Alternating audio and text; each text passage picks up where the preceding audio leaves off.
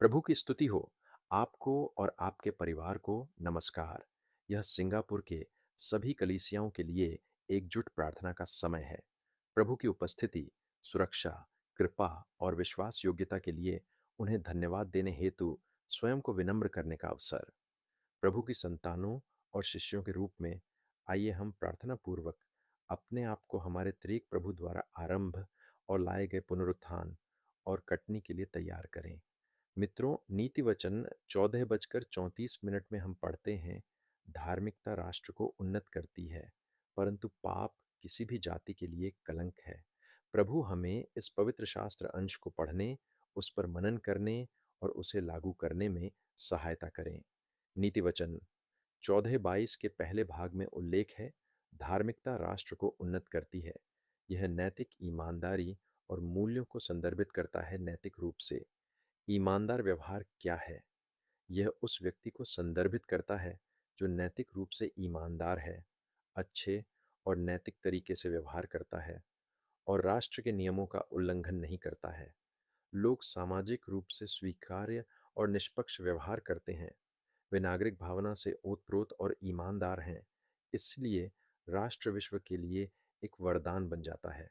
Straits times में 11 फरवरी 2025 को प्रकाशित एक हालिया रिपोर्ट के अनुसार, वैश्विक भ्रष्टाचार विरोधी निगरानी संस्था के अनुसार, सिंगापुर एशिया प्रशांत क्षेत्र में सबसे कम भ्रष्ट देश दुनिया में तीसरे स्थान पर है। 14 वर्षों में पहली बार सिंगापुर 2024 में एशिया प्रशांत क्षेत्र में सबसे कम भ्रष्ट देश के रूप में उभरा।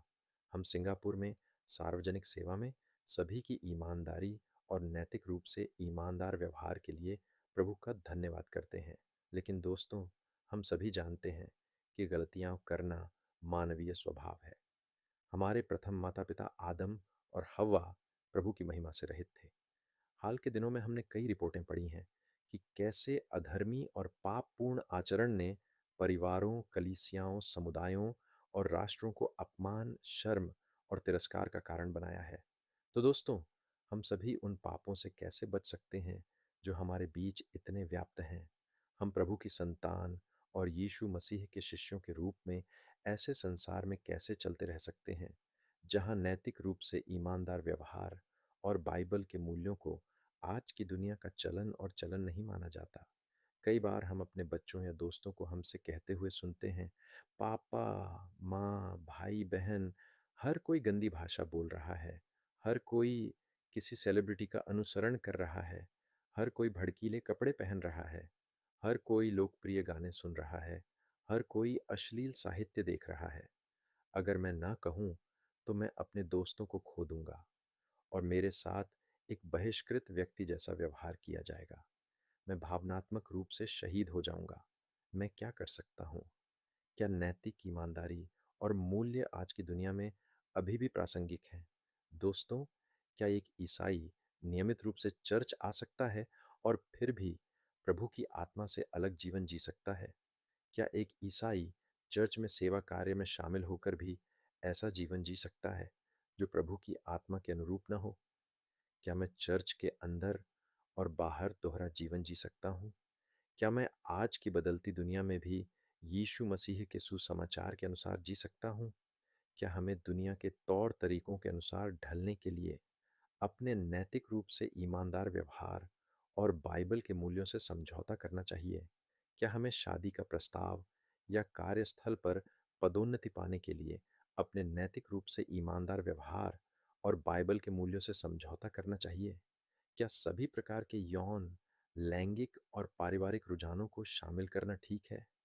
क्या हमें ज़्यादा लोगों को चर्च में लाने के लिए अपने नैतिक रूप से ईमानदार व्यवहार और बाइबल के मूल्यों से समझौता करना चाहिए? दोस्तों, हम लोगों को चर्च में लाने या उनके साथ तालमेल बिठाने के लिए अपने नैतिक रूप से ईमानदार व्यवहार और बाइबल के मूल्यों से समझौता कर सकते हैं, लेकिन हम उन्हें व्यक्तिगत रूप से प्रभु से मिलने में मदद नहीं कर पाएंगे। हम उन्हें चर्च में तो ला सकते हैं, लेकिन स्वर्ग में नहीं।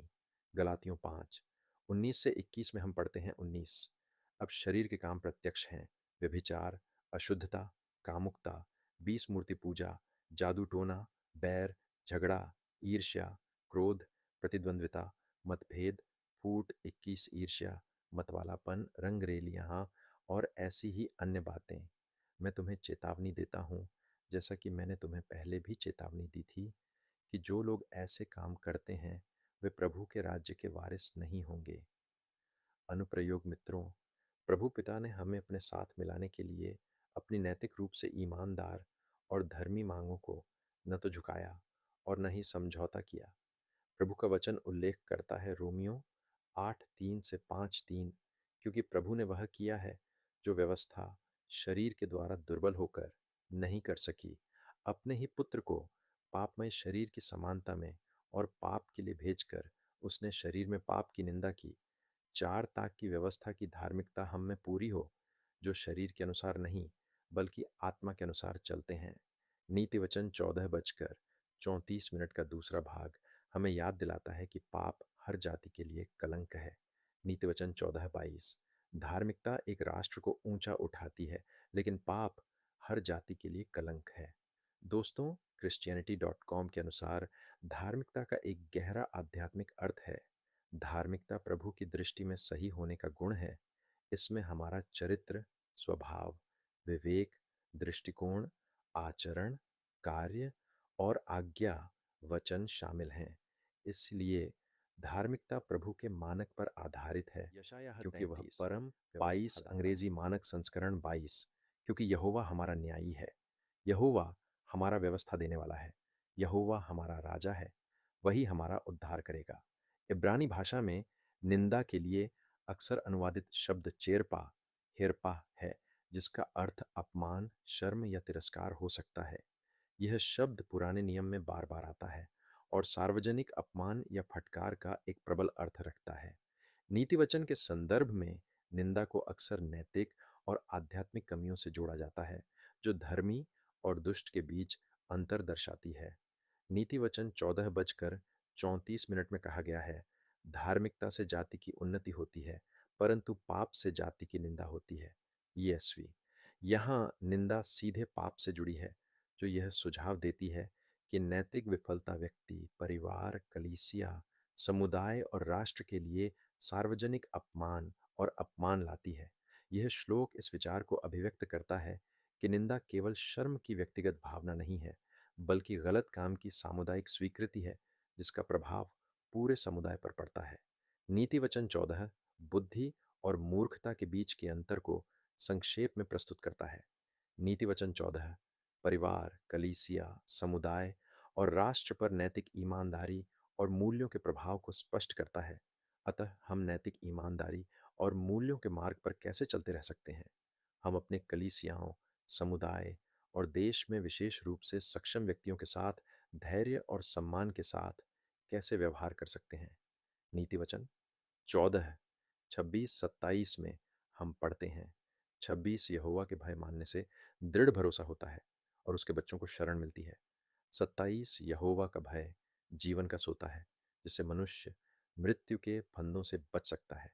नीति वचन 9:10 में हम पढ़ते हैं, 10 यहोवा का भय मानना बुद्धि का आरंभ है और पवित्र परमेश्वर का ज्ञान ही अंतर्दृष्टि है। पवित्र बाइबल में ऐसे पुरुषों और महिलाओं के उदाहरण हैं जिन्होंने नैतिक ईमानदारी और मूल्यों का प्रदर्शन किया। यूसुफ, अन्ना और यीशु जैसे उदाहरण। वे प्रभु का भय मानते और उनसे प्रेम करते थे। पवित्र बाइबल में ऐसे पुरुषों और महिलाओं के भी उदाहरण हैं जिन्होंने पूरे समुदाय को नैतिक पतन, सार्वजनिक अपमान और अपमान का सामना कराया। अचान, हनन्याह और सफीरा ने परिवार और राष्ट्र को लज्जित और अपमानित किया। नीति वचन 14:22-34 धार्मिकता राष्ट्र को ऊंचा उठाती है, परंतु पाप किसी भी राष्ट्र के लिए कलंक है। सिंगापुर के हमारे संस्थापक पिता कौन हैं? Shri Lee Kuan, Yew the Straits Times लोगो 27 मार्च 2015। उनके अपने शब्दों में, सही निर्णय लें, भले ही वे अलोकप्रिय हों। पादरी और धर्मशास्त्री जॉन स्टॉट ने उल्लेख किया कि यदि हमारा प्रेम सत्य से मजबूत नहीं होता है, तो वह कोमल हो जाता है, और यदि हमारा सत्य प्रेम से कोमल नहीं होता है, तो वह कठोर हो जाता है। प्रभु हमें नैतिक ईमानदारी और प्रभु के वचन द्वारा निर्धारित मूल्यों पर चलने के लिए बुला रहे हैं। प्रभु हमें इन सच्चाइयों को जानने, धारण करने और प्रेम पूर्वक प्रदर्शित करने के लिए बुला रहे हैं। प्रभु से मेल मिलाप करें, पवित्र बाइबल के अनुसार, नैतिक रूप से ईमानदार और प्रभुतुल्य तथा बाइबल आधारित मूल्यों के साथ चलने के लिए हमारा पहला कदम विनम्रता, पश्चाताप और विश्वास के साथ प्रभु की ओर मुड़ना है। स्वीकार करें कि केवल यीशु मसीह ही आपको प्रभु के सामने धर्मी बना सकते हैं। उन्होंने हमारे पापों के विरुद्ध प्रभु के न्यायोचित क्रोध को शांत करने के लिए हमारे स्थान पर अपनी जान दी। यीशु मसीह यह सिद्ध करने के लिए मरे हुओं में से जी उठे कि ऋण चुका दिया गया है। मित्रों, यीशु मसीह धर्मी न्यायी हैं और वे राष्ट्रों का न्याय करने के लिए वापस आ रहे हैं। तो इतिहास 7:14 यदि मेरी प्रजा के लोग जो मेरे कहलाते हैं दीन होकर प्रार्थना करें और मेरे दर्शन के खोजी होकर अपने बुरे मार्गों से फिरें, तो मैं स्वर्ग से सुनकर उनका पाप क्षमा करूंगा और उनके देश को ज्यों का त्यों कर दूंगा। आई आई नाड़ागमम 7:14 प्रार्थना। आइए प्रार्थना करें रोम के क्लेमेंट की प्रार्थना। पहली शताब्दी, रोम के तीसरे बिशप, वे प्रेरित पौलुस के सहकर्मी थे। आइए प्रार्थना करें। हे स्वामी, हम आपसे प्रार्थना करते हैं कि आप हमारे सहायक और रक्षक बने, हमारे बीच दीन दुखियों का उद्धार करें, दीन दुखियों पर दया करें, गिरे हुए को उठाए, जरूरतमंदों को दर्शन दें, अधर्मियों को चंगा करें, अपने लोगों के भटके हुए लोगों को पुनर्स्थापित करें, भूखों को भोजन दें, हमारे कैदियों को छुड़ाए, बीमारों को जिलाए, कमजोर दिल वालों को सांत्वना दें। हे प्रभु, हमारी भूमि को चंगा करें, हमें सभी अधर्मी, अनैतिक, शर्मनाक, घृणित कामुक पापों, धार्मिक पापों, पारस्परिक पापों और सामाजिक पापों से मुक्ति दिलाएं। हम यहाँ सिंगापुर और पूरे राष्ट्र में पवित्र आत्मा के प्रबल प्रवाह और परिपूर्णता के लिए प्रार्थना करते हैं। एक राष्ट्र के रूप में हमें नैतिक ईमानदारी और मूल्यों पर चलने के लिए आपकी मदद की ज़रूरत है। यीशु के नाम पर हम प्रार्थना करते हैं। आमीन। प्रभु आपको और आपके परिवार को आशीर्वाद दें।